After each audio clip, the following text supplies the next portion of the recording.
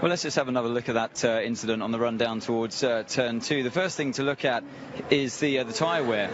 Excessive tyre wear and graining on Rosberg's tyres compared to Lewis's. As they run down into, I'll just slow it down for you. You've seen it already, I'm sure.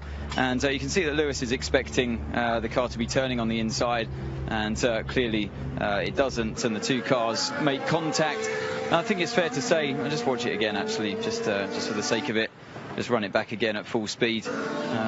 So you can see that he has probably got a brake issue, that the fact that he runs past the apex. But I'm watching the hand on the wheel as well, and I think if we go to the onboard shot of Rosberg, it's clear to see that, you know, even if you're running out wide, he doesn't really attempt to even make the corner. Just slow it down again. So there's the corner you'd normally be turning in, and he puts about half angle steering on, and the two make contact, and then goes on the full lock.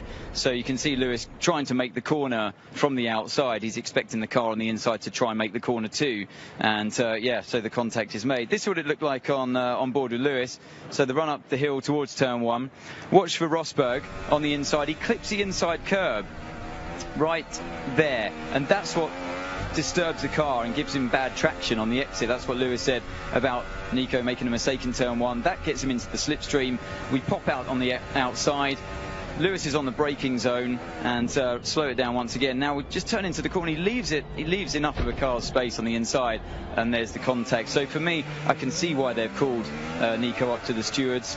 And yes, once again, he didn't even allow Lewis to come back onto the track, and bits falling off of his car. And you have the yellow flags here. He overtakes before the yellows, so you know it's at the lights that you have to concede and stay behind the other car. So he makes the overtake just before the light.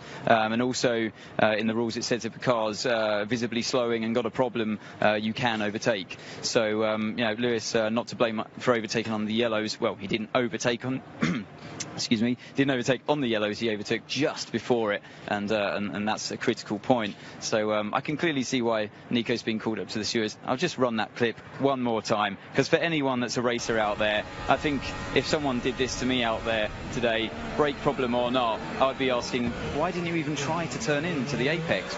You know, why run me out so far? Maybe it's because Lewis has done that to him in the past, who knows, but I don't want to be in that team briefing later on, that's for sure.